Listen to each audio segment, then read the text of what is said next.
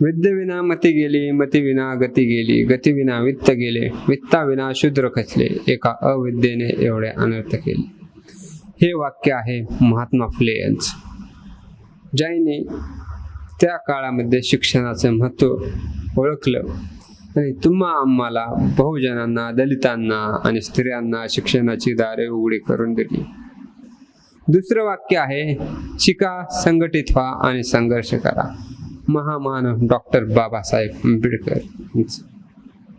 या दोन्ही वाक्यामधून तुम्हाला काय समजते?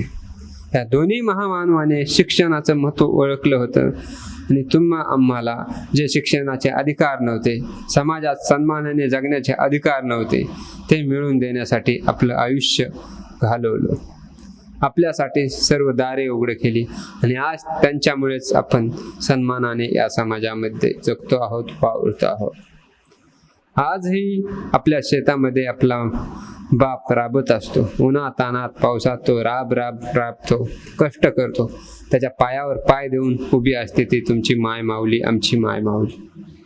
त्यांची एकच अपेक्षा असते, आपल्या मुलाने चांगलं शिकावं, चांगला अधिकारी व्हावा, चांगली नोकरी मिळावी, स्वतःचं आयुष्य आनंदात गुण्या गोविंदाने जगावे.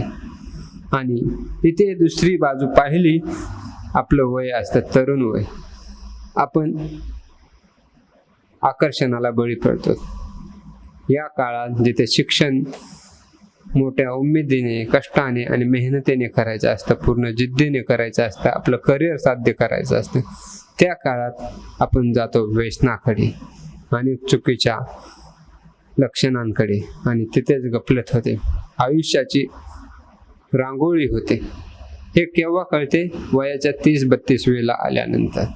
मग समजते आपण फार चुकलो होतो, पण वेळ निघून गेलेली असते. जर योग्य वेळी योग्य निर्णय घेतला तर हे सर्व गणित चुकणार नाही आणि आयुष्य वेगळ्या वळणावर असेल. सन्मानाने समाजात जगता येईल. त्या माय माऊलीच्या डोळ्यामध्ये आनंदाचे अश्रू बघता येतील. हे करण्यासाठी तुम्हाला 10वी-12वी झाल्याबरोबर आपल्याला काय करायचं हे फिक्स माहीत पाहिजे आणि त्या दिशेने तुमचे पावलं उचलली पाहिजे. कुणी म्हणेल आम्हाला तर व्यवसाय करू वाटतो वगैरे, ठीक आहे, मग त्यासाठी पावले उचला. प्रत्येक गोष्टीला अनुभव महत्त्वाचा असतो आणि शिक्षण महत्त्वाचे असते. व्यवसायामध्ये तुमचं शिक्षण म्हणजे कुठेतरी राहून अनुभव घेणे आणि शिक्षणामध्ये शिक्षण घेऊन योग्य ती गोष्ट मिळवणे. मित्रांनो, करिअरच्या अनेक संधी आहेत. मन लावून जिद्दीने जर आपण कार्य केले, कोणत्याही क्षेत्रात आपण यशस्वी होऊ शकतो. एकच लक्षात ठेवा, आई वडिलांनी राबून स्वतःचा कधीही विचार न करता आपल्यासाठी सर्व काही केलं. त्या आई वडिलांच्या डोळ्यात कधीच दुःखाचा अश्रू येऊन देऊ नका आणि त्या दुःखाच्या अश्रूसाठी तुम्ही कारण मात्र नक्की होऊ नका. यासारखी मोठी चूक कोणतीही नसते आणि याचा पस्तावा नक्की एक दिवशी येतो.